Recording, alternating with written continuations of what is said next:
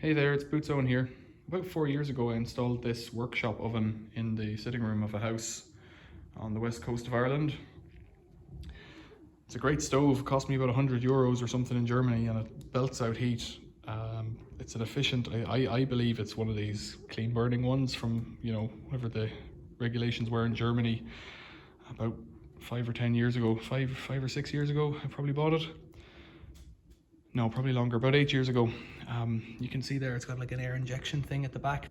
There's about 4 jets of air there coming in from the back for a secondary burn within the firebox.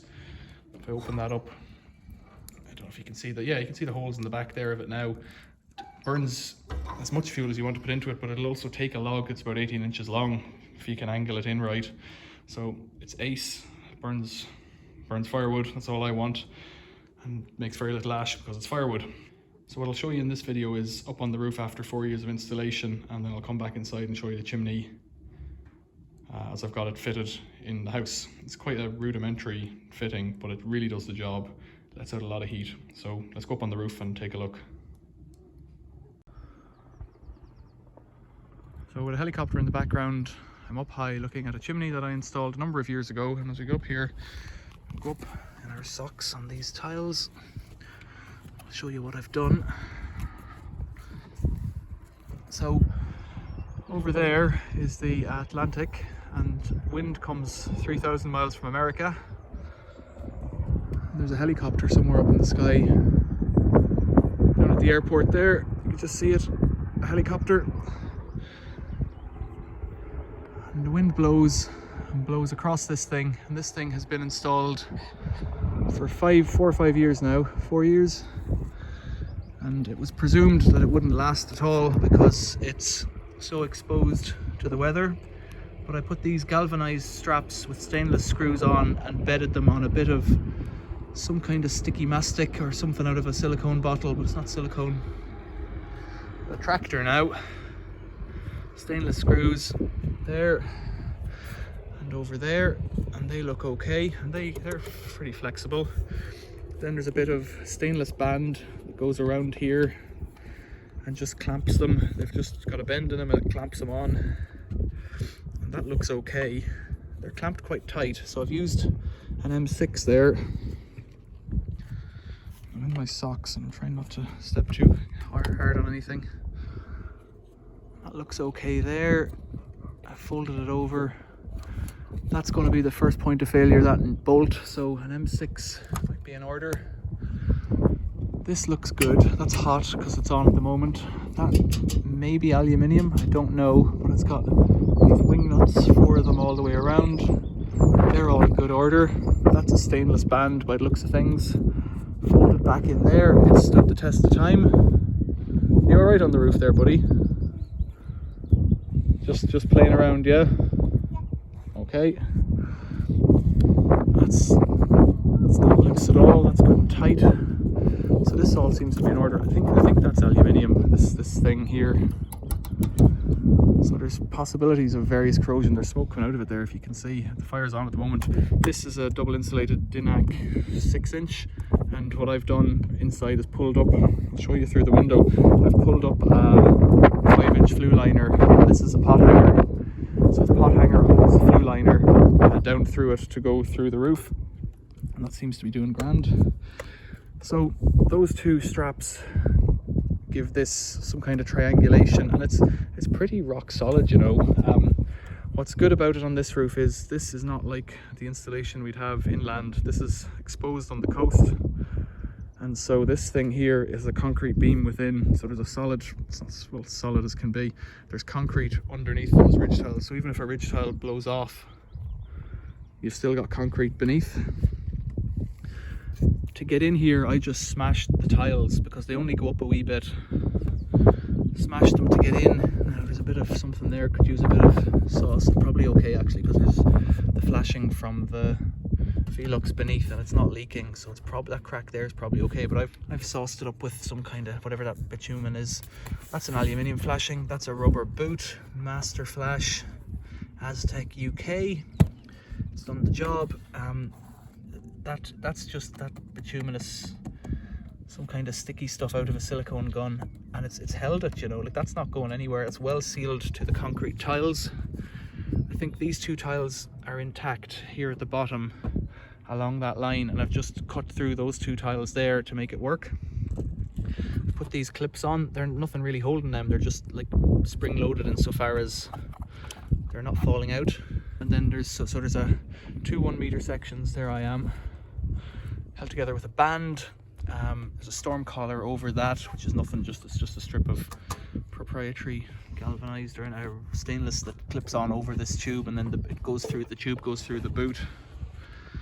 And so within, in the kitchen, I'll have to go down and show you that from inside, but I'm just doing an inspection up here basically because this thing's so exposed, and I've done it as a homebrew affair without a proper, you know, triangulation or stabilizing kit. You know, it's protruding up a meter above the ridge, so it's doing okay as far as I'm concerned. No leaks, no damage. The boot seems okay. But like I say, you look at that. That looks like land, but it's only about 3 miles over to that little tower, and then you're into the sea. And over that way, depending, the wind tends to prevail from this side, so you know, you're talking a constant stream of wind most of the year. So I'll show you what I've done inside. I've shown this in a previous video as well, but externally I'm quite happy with that. It seems fine. So then back inside, you can see the bottom of that 1 meter section, the lower 1 meter section of Dinac twin wall, 6-inch. And if we zoom in like that, you should be able to see I've just got 5-inch 903 or something like that. I can't remember which one it is. Stainless steel flue liner, which is not the appropriate use for it, and you can tell me about that in the comments if you wish. The flue liner goes up through the twin wall. The twin wall on its own has the adequate protection for the timber joists, so it's fine to go through that ceiling with insulation and timber in it, and then out the other side through the waterproof boot. The stainless flue liner comes down along the wall, along the roof, along the ceiling line, and into the back of the stove over there.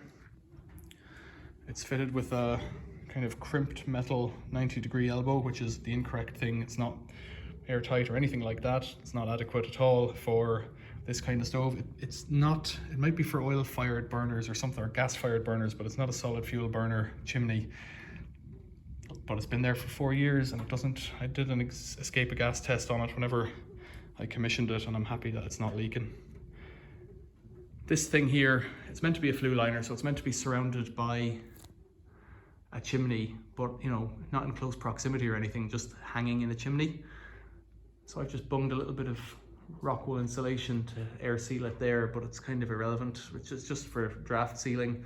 I've put rock wool all around and then made up a stainless steel plate, and I've used the same perforated roll of stainless steel strapping to tie it to these kind of fake joists, stretchers or whatever you call them.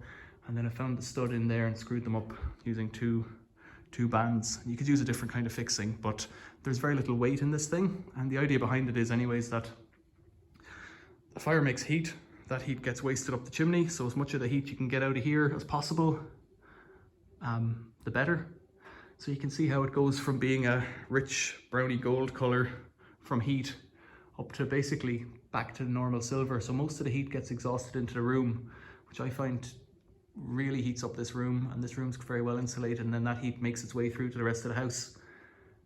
Some goes up the chimney. The stainless steel, the double wall, the twin wall wasn't hot, but there was a bit of heat in the aluminium, the red cap that we saw up there, but equally it wasn't too hot to touch or anything, and this fire is about as hot as it's going to get. Earlier on today I checked inside, took out the angled tile in the back there. I took that out to check into the chimney and just have a reach around to see if I needed to clean it. This thing does maybe a month of burning a year, so ultimately it's had the equivalent of 1 winter's worth of burning. There was just nothing in the chimney. You're burning very, very dry firewood, so there's no residual tar or anything like that that you might have from burning a kind of a resinous wood. I'm burning a mixture of birch. So I think it's only birch in this box at the moment. There's a bit of larch there that I didn't want to burn, just because I was keeping it aside. I might make something with it or do something else with it. interesting piece here. This came from my garden abroad, and that's what happens when you prune and then trees do their own thing. That's a branch, and trying to understand which is the bottom and which is the top is kind of, I presume that's the bottom. No, it couldn't be. I don't know how that branch has grown at all. It's quite amazing. Yeah, anyways, firewood. And I have a bit of dust off turf, which I throw in, but it's all very, very dry as well. It's just a residual left over, so I'm not going to get any more turf. I'm not sure if I agree with burning sod turf or not. It's neither here nor there. The point of the matter is, this stainless steel thing through the roof works really well. So the twin wall going through the opening, and then the liner going through the twin wall. This is the second time I've done this system. I've done it once abroad in England, which can only, as far as I'm concerned, it can only exceed the building regulations as I read them. The only issue with building regs here is the proximity of the twin wall to this timber. It's about, well, if the tube is 5 inches, then it's about 5 inches. That's probably too close. And what I thought was I could put a heat shield on it or something. The reality is it's never made any difference at all. I don't think there's a problem. It's not in a confined space or anything like that where it could get hot. It's got ventilation. It's not been an issue. And just in case there was going to be heat transfer, I've tied it to this side rather than tying it to this side. Tell me about it in the comments. You're a heat house engineer in England and this installation isn't over there. So good luck to you. But I'd be glad to hear it if there's something you think I'm gone mental about. Last thing, I did seal the joints with heat-proof stuff, but I don't even think you need to do that. There is an excellent draft off this chimney because of its, I don't know why actually, just it must have the right height difference and whatnot for air to move. But it has an excellent draft. It never smokes. Never smokes as soon as you light it. It's hot, fires up, a sheet of newspaper does it, and you're away. Questions or comments, leave them below. If you've made an installation like this, tell me about it. If you think I'm crazy to do this kind of thing, tell me about it. Otherwise, see you later.